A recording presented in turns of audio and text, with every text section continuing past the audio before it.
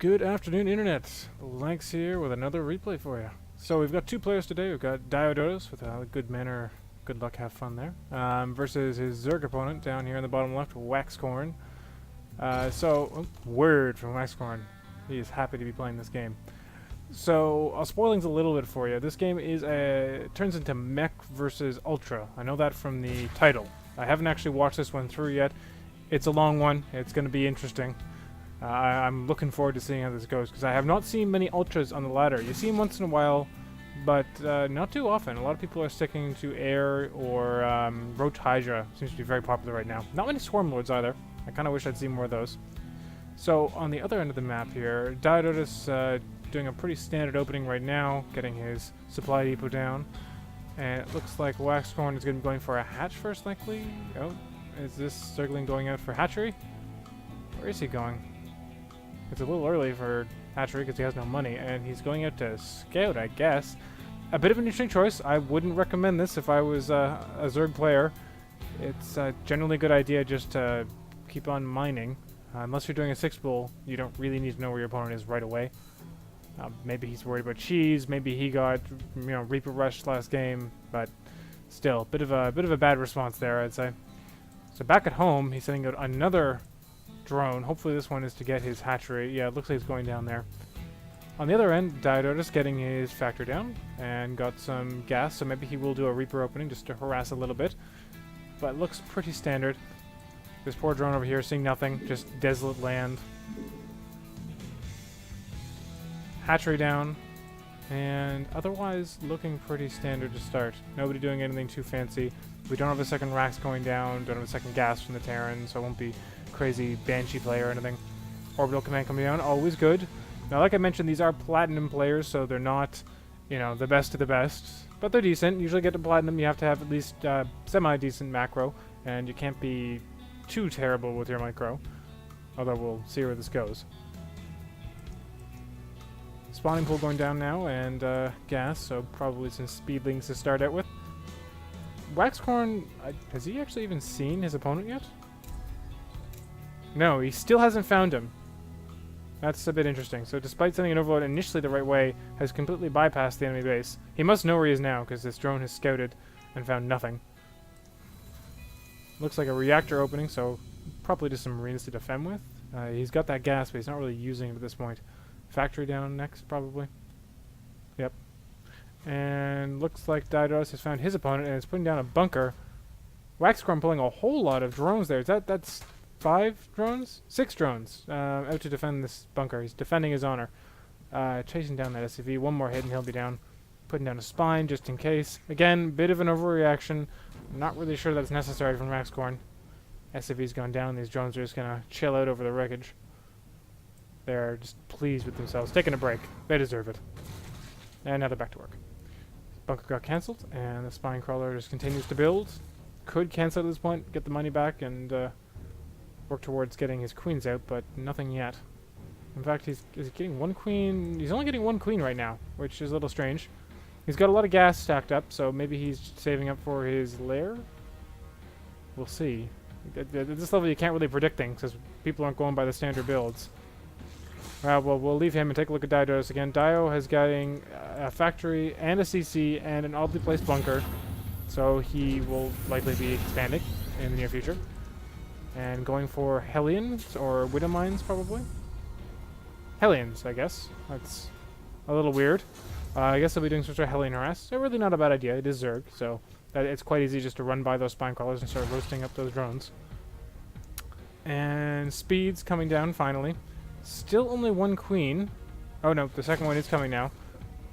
And these still not fully saturated in a second. And looks like that bunker didn't quite get finished. I guess it was a good idea to put that bunker there. More Hellions coming out, 2 at a time. Getting a tech lab now, so maybe some tanks. And a barracks. Orbital command coming down for the expansion. This hatchery is still not fully saturated here. Waxcorn really sitting on the minerals, I'm not sure why. Not upgrading, not getting more of anything right now. Oh, he just wasted a lot of money on something. More queens, Evo chamber, more overlords. Guess he realized he was stacking up too much money. Dio still hasn't taken his expo. Orbital just finished. Now, is he going to send out these Hellions to harass with? Because, I mean, you got to do it early. Because if the Zerg player knows you're getting Hellions and they get some roaches out, or they put down a nice little bottleneck with some Evo chambers. Speaking of which, did he do that? He did. He's got a bit of a bottleneck. Not a massive one, but that'll keep the Hellions confined to this area. They'll have to take a few hits from the spines. But still not moving out. But he's going to take his expo. And this bunker will guard, I guess, you know, the left side of it and the ramp. So that's always good. And looks like Waxcorn is starting to get his creep spread going, which is a good idea. Particularly if you're playing against a mech player. If they put those siege tanks down, you want to be able to move on top of them very quickly. Still hasn't gotten his second gases. Kind of wondering how he's going to get to Ultralus, since that was apparently what happened. Might just be a little delayed. Looks like he's going for a third. Yep, there it is. Dio, on the other hand, just getting more Hellions. Oh, and he's got a starport now. Okay.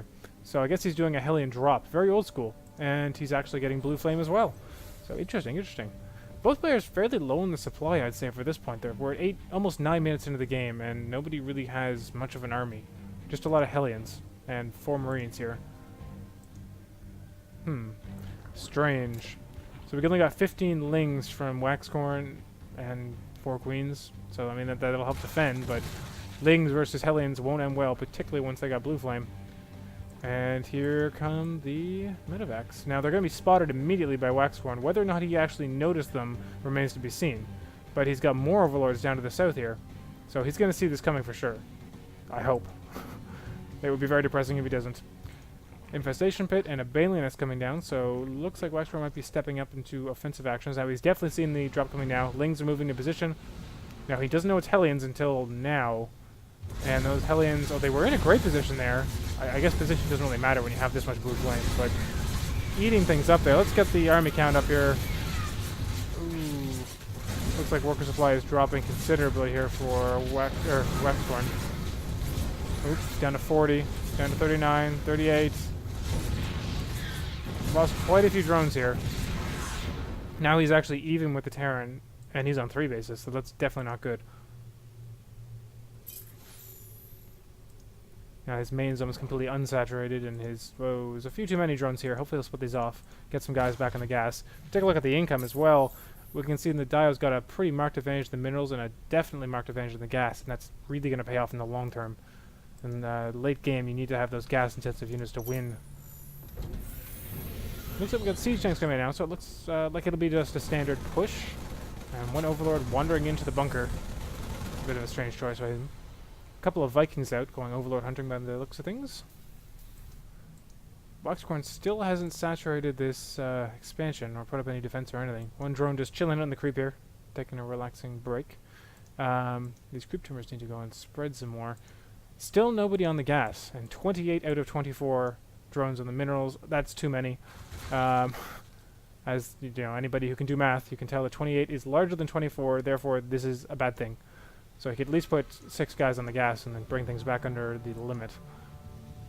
Looks like Dio's also got not too many workers, but I mean a lot, plus the mules. And this space isn't nearly saturated, probably transferred over too many.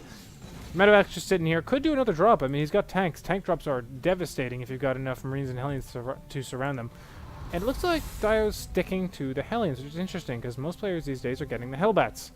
Do we have an armory coming down? We do. And more factories, and another starport, with a Raven coming out. Well, good for clearing a creep, I suppose.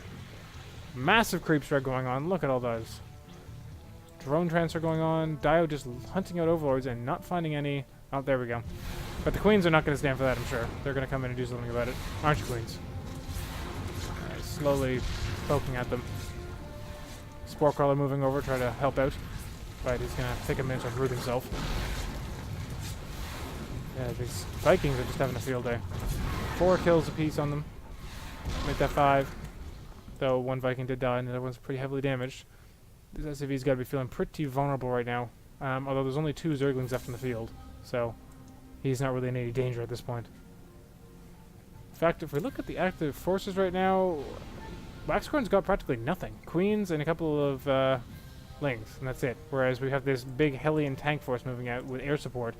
And probably some Marines under there somewhere, yeah. So I really hope that Waxcorn makes some units soon. Though Dio is supply blocked, and I don't see any supply depots on his construction tab, so I don't know how long he's going to be blocked for. He does have a command center coming, so he will eventually be unblocked, but that's going to be another, what, a minute?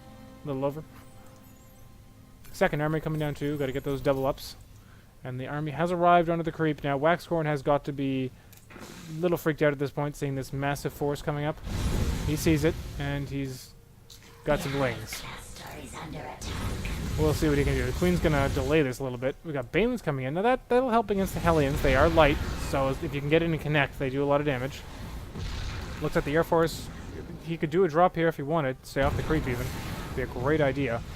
But he's not a fan of that idea. And the medevacs are just herding these overlords in, giving them bumps. Oh, there goes the Raven. Poor little thing. And the medevacs, not... I'm not really sure what the medevacs are here for. If these were Hellbats, they could be healed, but as Hellions, they can't. So it's a bit of an odd choice. Gonna retreat from that. Oh God, the Banelings! The Banelings! Oh, well that was terrible. And it looks like he's gonna pull back here and defend his tanks. Which is a wise idea. So this is finished up. It looks like it'll probably be a PF, but not doing anything with it yet. Could take his third up here as well. Not really doing much. Looks like the Ultras are coming out now. Ultra Den's carefully hidden off to the side here, but not getting the armor. It's worth noting, by the way, that both players have an obscene amount of money banked up at this point. I guess I gotta take back what I said about macro mechanics and platinum, because this is a little crazy. Both these guys could have a maxed out army if they just started making more units. The Zerg in particular needs to get his gas. Though it looks like he finally got that under control, although this one's not saturated at all. He could just make a whole lot of Zerglings or some roaches to use up some of that banked gas, but oh well. On this end of things, we've got Widow Mines, we've got tanks, we've got more Hellions. Is he going to get Hellbats? Actually, I guess I can just look at the production tab, and I do not see any Hellbats, so I'm guessing no. Looks like the Zerg is noticed that he can build a lot more units, so he's getting a lot more Overlords and drones, and I hope he continues to get more army units. Let's take a look at that army tab again. It looks like they're actually fairly even in the mineral count, although the Terran army has a lot more gas-intensive units. That'll be all those Thors and tanks. And the unit count, we have 2 Ultras, 12 Banelings, and a handful of Zerglings who are now attacking this expansion here. Can't take it down because it's lifted off. These Lings here with their big brother, Mr. Ultra. Ultra is not going to take any guff from these guys. He's defending his friends, but I guess they won't be able to take him out, actually. He's surprisingly quick. Nimble for a big guy. Terran army retreats there. They should really set up somewhere so they can defend this expansion. But of course, Dio also has this base here, so he's not really in any trouble. Take a look back at the reduction tab here. We can see more Ultras coming. We have the Chitinous plating, and the Adrenal glands coming down for the Lings, which is rare. I almost never see anybody get that. It's a damn shame, too, because it's a very useful upgrade. Makes those Lings do even more damage. This is a pretty scary force, actually, now. We have Banelings, we've got Ultras, and Lings. Now, if these can hit from many angles at once, they can actually do a lot of damage. And this is an odd place to put a expansion for the Zerg. Generally, you want to expand away from your opponent and get creep spread over there as quick as possible. Ultra armor is done now, so they're going to have plenty of armor, 5. So those Marines, I believe, are completely unupgraded, so they're going to be doing 1 damage. I don't know if there's any Marines left here. There are not. Still, tanks and Thors don't really give... they don't give 2 figs about armor, because they just do so much damage to armor anyway. Looks like the Lings are coming back for another go here. Still no anti-air, so they're not going to be able to do anything. You gotta be careful with Widow Mines around your SCVs, because if the Lings go in to attack, then the Widow Mines are going to blow up your own units. So be careful of that, any Terran players out there. I've done it once, and I'm not going to do it ever again. Very disappointing to lose 10 SCVs because of a couple of bad Widow Mines. Lots of Overseers coming in. This might be too many Overseers, I think. I'm not sure why he's getting so many. Has he seen any close units? I guess the Widow Mines, but nonetheless, it's not that scary. You don't need more than a couple. Now these tanks really better siege up if this force comes in. Though it looks like the third player is playing chicken here, retreating again. Widow Mines getting those drilling claws upgrades. Handy if you're going to use them in a battle. Otherwise they just take too long to drill and they just die. And it looks like Dio is supply blocked again, although he's now maxed out, so I guess supply isn't so much of an issue anymore. He really should be going and attacking and building more production facilities in the background. He's going to be able to replace his army quickly, and when you're facing a Zerg, that can be hard. Take a look at the army tab again. Zerg actually has an advantage at this point, despite the smaller army supply. There's so many ultras, and they just slice through those tanks. Oh my god. The Terran player really needs a little better unit control here. He should have tried to lure those guys in. Now he's actually going to take down most of it. As you can see on the active forces here, the Terran player has lost pretty horribly, but the Zerg has lost almost everything as well. A couple of Hellions. This is inadvisable, Hellions. This is a bad idea.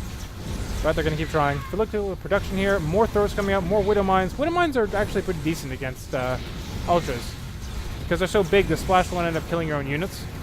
And they deal a lot of damage, so... 1, 2... Oh, don't need the third there. Is it going to send one ling? There we go. Bait those mines. There we go. And then take out the rest. Very good cleanup there. Now there's a couple more mines. The lings, ooh, not as smart about those second ones, but they still, they got a lot of SCVs. And there's still lings left over. Now the Zerg player has expanded a lot. He's all over the map, and he's got a fairly large force here. Some infestors finally, so that'll add some anti-air oomph. You can actually fungal the air and take down those medevacs, although they aren't really doing anything since this is a bio or a mech army. These guys really should be held at this point. There is no point in leaving them as Hellions. And this thing's on fire. I hope he decides to repair it at some point. There we go. These tanks have been stuck for ages, and now they're free. 4 tanks is actually a pretty good force. And interesting. What is he building there? Starport. Maybe doing an air transition? He's got enough money, he could be doing battlecruisers, so, you know, why not? It doesn't look like he's getting the fusion core down anywhere, though. These SCVs are just sitting around. They really should be transferred over. This thing is going to burn down. We'll see if Bio clues into the fact that he's actually on fire at this point. Waxcorn, not really using this expansion, but he doesn't really need to. Well, actually, he does. He's actually running his money down. He's building so many Ultralisks. Let's take a look at that unit count. He's got 8 Ultralisks. That is a lot of Ultralisks. Oh, they're still not 3-3, which is kind of odd. He was really good with those upgrades at the start. Got them nice and early. 4 Infestors, which is decent. Keeps those Hellions pinned down. Which is kind of odd. Okay, now they're Hellbats. Finally. Finally. They get so much more XP. They're a lot better against pretty much everything. Although it is not going to work too well against Ultralisks. The tanks should be in the back. And, oh, if Waxcorn doesn't react to this in time, he's going to take a lot of tank fire. Oh, that's a massacre. But Waxcorn doesn't care. He's got enough guys that he can just come in from every side and chop everything up. And that was really terrible. Dio just lost 50 supply. Waxcorn lost a lot less, but actually, where is Waxcorn's extra supply? I guess it's all being made into these Thors. He really needs to pick up on his upgrades as well. Almost got that 2-3, and he should be able to cut down the Ultras pretty well with that many Thors. Thors are great against Ultralists, so it makes a good counter. Of course, the best thing you can do is stim Marauders, but it looks like he's not going anywhere into Bio. And he's still not doing anything with those starports, which is very strange. In fact, I don't know why he got reactored starports. I would have thought he was going for Ravens or Ultras or Banshees even would be pretty good against Ultras. Mass Banshee can really put the hurt on them. And 1 Ultra goes down, but that's about it. Still sticking with this mech. At this point in the game, I would be looking to switch things up. And these guys really should switch over to that the anti-air cannon, which is so much more deadly against these. Because these are not light. Whole lot of SCVs. Now, he could just mix these SCVs into the army on auto-repair. In fact, I think that's what he's doing, which is a smart idea, because they'll both attract attention from the Ultras and they'll repair things. Now, Ultralists, of course, will just cleave through SCVs like butter. They're just tasty snacks for the Ultralists to scoop up in their big arms. So he's got to keep them in the back and then bring them in once the battle is actually started. Or just keep them in the back and repair after he's won, if he wins. But with this many Thors, I'm having trouble imagining he's not going to win. The Terran player is still ahead on money for now, but he has mined out his main and his natural, and this third has been completely denied, and this one will run out eventually if he ever remembers to drop mules on it. Yeah. So he's got to expand it somewhere, and he can't take this one because it's covered in creep. The Zerg has been much better in his macro here. He's got this. Both expansions are mining. Even if they're not saturated, that's still enough drones to make a pretty good difference. Take a look at the income tab briefly here. We'll see the Zerg is actually way ahead here, and the Terran is actually behind in the active forces now. Not good. We got 11 Ultras, 13 Infestors. This is crazy. A couple good fungals could really change this battle. And here we go. Ultras. Oh, they're caught in a bottleneck. Not good. Not good. The Thors are just cutting them up. And these infested Terrans are going to be more or less useless because they only do, what, 6 damage? What is that? 8 damage. Okay, that's not bad. But still, the Thors have 3 armor, so they're doing half their regular damage almost. Not good. Dropping mules, manor mules, repair mules, both at the same time. What he needs right now is a lot of Zerglings, and I'm hoping he's making them. What is he making? 44 Zerglings. That's probably not going to cut it. This is why you need to keep you on top of your injects, people. Yeah, he doesn't even have a queen here. And that queen over there has full energy, which tells you really how much money he's using. Now, using the fungals to try to buy himself some time. The Ling's walking right through the enemy force is not good. He has a Greater Spire. I didn't even know he had a Greater Spire, and he hasn't made any Broodlords. That's not good. And looks like Diodotus getting a whole bunch of Hellions in the back, which will clean up these Lings if the Thors don't do it themselves. Here they are. I'd say this is probably the end of the Zerg unless he can pull something out of his hat. More than a rabbit. A very big, angry Monty Python rabbit or something. Something that can tear through Thors like their butter. Now, Hellbats will eat Zerglings for lunch. Thors will eat everything else for lunch. I'm not really sure what Waxcorn can do at this point. Some really good fungals could kill off these Hellbats, but he's just not controlling the infestors. He's not doing anything with them. They're just getting roasted. BBQ Infestor here. Oh, and there go the Overlords, and he's starting to get supply cut. Dio's just got so many units here, and Waxcorn cannot muster defense. I think that's probably GG. Hurts my head when I lose to bad kids. Waxcorn with the BM. So, that was an interesting game. Some questionable macro mechanics in there. Some questionable tactics by Waxcorn, and a nice little comment at the end as well. So that just adds to Diodotus' victory. You know when you piss off your opponent like that, you must have done well. And a pretty good combo to beat off the Ultralists. You need Thors to defeat that kind of firepower, or a whole lot of tanks and just have them walk into it, but it's kind of hard to get a Zerg to do that. So I hope you guys enjoyed. I'll probably bring you a few more of the Jakebait games in the near future, and maybe some more MechWarrior, because that apparently is pretty popular. So anyway, I'll see you guys in a couple of days. Like, comment, and sub if you'd like some more.